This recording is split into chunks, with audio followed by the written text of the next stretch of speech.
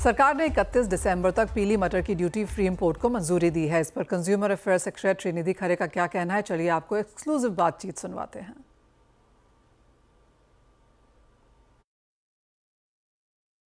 तो करीब 21 lakh metric ton से अधिक जो पीली मटर है वो आ चुकी है इंपोर्ट से। और उसकी वजह से फायदा ये हुआ हमें कि पिछले 2 वर्षों में, कॉन्जिक्यूटिव वर्षों में, जबकि तूर और चना की जो उपज थी, उसका जो उत्पादन था वो इम्पैक्ट हुआ था।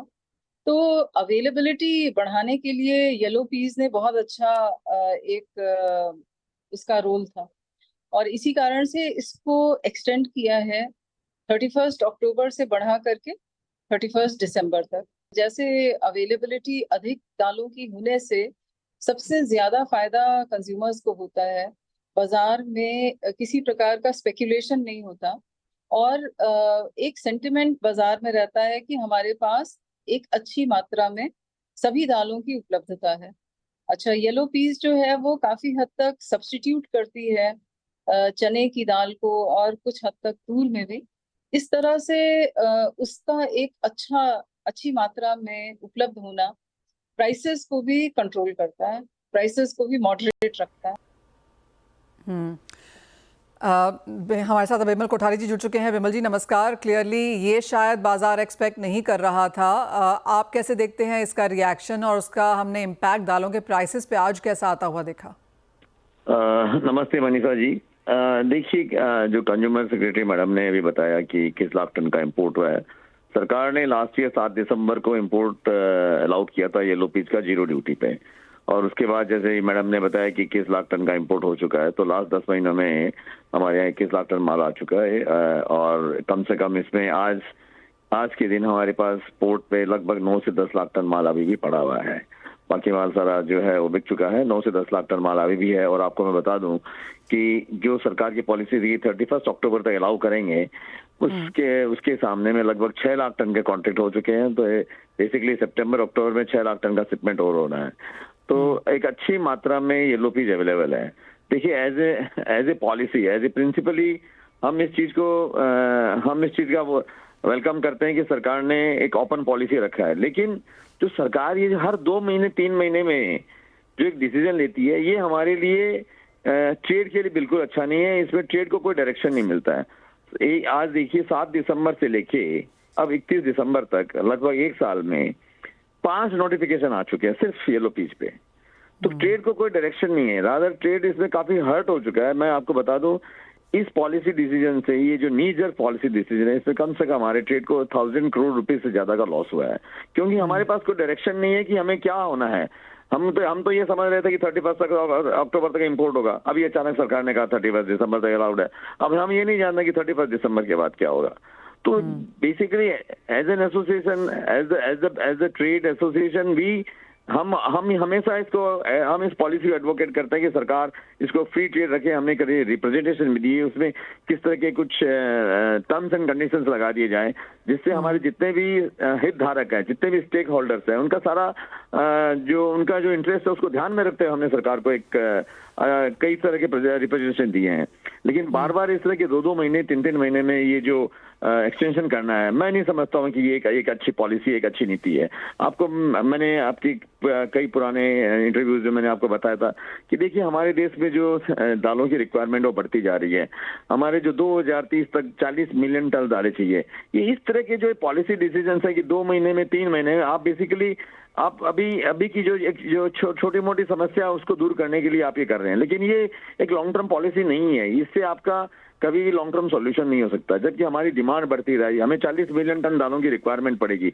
लास्ट ईयर हमारा जो उत्पादन कम हुआ हमारे यहाँ, क्योंकि हमारे यहाँ देखिए ये दालें जो है रेनफेड एरियाज में होती है, और हमारे यहाँ पिछले साल 25 मिलियन टन का प्रोडक्शन हुआ था। हमारी रिक्वायरमेंट हो जाएगी 40 मिलियन टन की। इस तरह की पॉलिसी से हम कभी भी आत्मनिर्भरता की तरफ नहीं पहुंच सकते हैं। देखिए, मैं आपको दूसरी एक ग्राउंड रियलिटी और बताता हूँ येलो पीस पे। जैसा कि मैंने आपको बताया, लगभग 9 से 10 लाख टन का स्टॉक है और 6 लाख टन सामने माल और आने वाला है लगभग। और हमारा जो कंजम्पशन है लगभग 2 लाख टन का है। लगभग 7-1000 टन एवरी डे पोर्ट से माल जो है वो सेल हो रहा है, उठ रहा है। तो 2 लाख टन की जो हमारा कंजम्पशन हो रहा है, जो जैसे कि जो चने की इस बार कमी है तो उसको सब्स्टिट्यूट कर रहा है, तुअर की कमी थी उसको सब्स्टिट्यूट कर रहा है। ये अच्छी बात है कि सरकार ने ये कदम उठाया लास्ट ईयर, और सही कदम था। मैं उसमें सरकार के इस कदम की सराहना करता हूँ। लेकिन बार बार ये नी जर्क डिसीजन लेना, ये बिल्कुल भी एक अच्छी नीति नहीं है। मैं इसके पक्ष में नहीं हूँ। रादर हमने सरकार को बार बार रिप्रेजेंटेशन दिया है। जैसे लास्ट ईयर उन्होंने अगर ये 7 दिसंबर को ओपन किया था, अगर वो 1 साल के लिए खोल देते तो ट्रेड को एक डायरेक्शन था कि भाई ठीक है, और अननेसेसरी इंपोर्ट भी नहीं होता, उतना इंपोर्ट होता जितनी हमारी रिक्वायरमेंट थी। तो इसलिए ये जो पॉलिसी है, हमें एक लॉन्ग टर्म पॉलिसी की तरफ ध्यान देना चाहिए।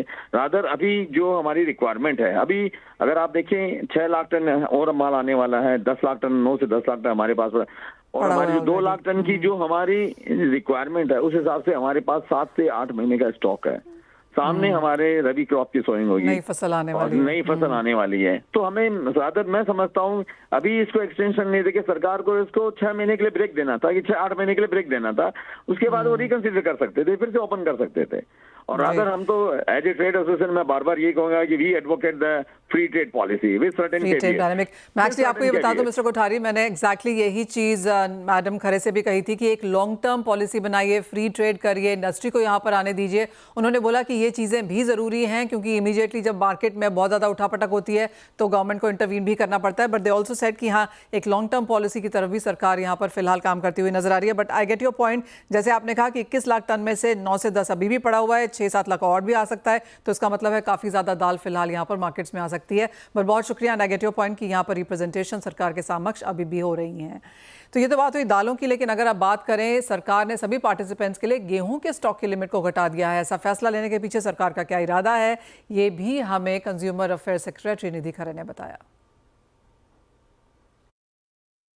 फार्मर्स और कंज्यूमर्स के हितों की संरक्षण को देखते हुए ही जो स्टेप्स लिए जाते हैं, वो फैसले ऐसे लिए जाते हैं जिसमें कि सभी वर्गों के लिए ये एक बेहतरी। तो मैं उम्मीद करती हूँ कि इतने भी जो स्टेप्स हम लोगों ने उठाए हैं, और अभी जिस तरह से रबी में वीट की सोइंग होगी, इन सभी का बहुत ही सकारात्मक इस पर इम्पैक्ट रहेगा। ओके, बेहतर बुआई होने की एक्सपेक्टेशन है, बेहतर फसल भी, और यहाँ पर इसीलिए ईज किया गया है रिस्ट्रिक्शंस को। हमारे साथ धर्मेंद्र जैन जी जुड़ चुके हैं। धर्मेंद्र जी नमस्कार, आपका क्या रिएक्शन है इस पर? नमस्कार मनीषा जी। जैसा आप देख रहे हैं कि सरकार खाद्य पदार्थों के प्राइजेस को लेके बहुत सेंसिटिव है, तो उसी में गेहूं भी एक बहुत अहम रोल अदा करता है प्राइजेस को लेकर के। तो सरकार का ये फैसला बहुत अच्छा है। हालांकि जून में भी उन्होंने स्टॉक लिमिट लगाई थी, और अभी 3 महीने में ही उन्होंने उस लिमिट को थोड़ा कम किया है। तो ट्रेडरों पे जो लिमिट कम हुई है, उससे मुझे आशा है कि चूँकि आने वाला फेस्टिवल अब सामने आ रहा है, तो गेहूं की कीमतें जिन लोगों के पास स्टॉक से अधिक सीमा पे माल होगा, तो जायज़ बात है उन लोगों को अपना माल बाज़ार में बेचना पड़ेगा। तो उससे मुझे ऐसा लगता है कि गेहूं की आवक बाज़ार में बढ़ेगी, और उससे कुछ कीमतों में भी असर आना चाहिए, जैसा सरकार की मंशा है। मगर जो प्रोसेसर्स पे उन्होंने लिमिट 70% से जो 60% करी है, मुझे लगता है उससे कोई बहुत बड़ा फ़र्क हमारी इंडस्ट्री पे ऐसा नहीं पड़ने वाला है। मगर ये है कि जो अन्य ट्रेडरों पे जो स्टॉक लिमिट का जो कम किया गया, उससे मुझे लगता है गेहूं की प्राइसेस पे कुछ असर आना चाहिए।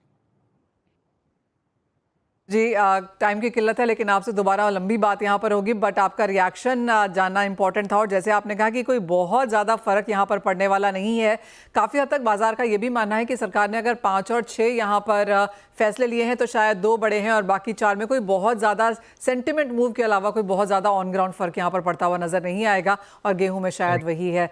धर्मेंद्र जी बहुत शुक्रिया आज साथ जुड़ने के लिए और उस रिएक्शन के लिए भी। लेकिन इसी के साथ फिलहाल इस कार्यक्रम में इतना ही समय है, हमें दीजिए इजाज़त, लेकिन हम लेकर आएंगे आवाज़ समाचार ऑन द अदर साइड।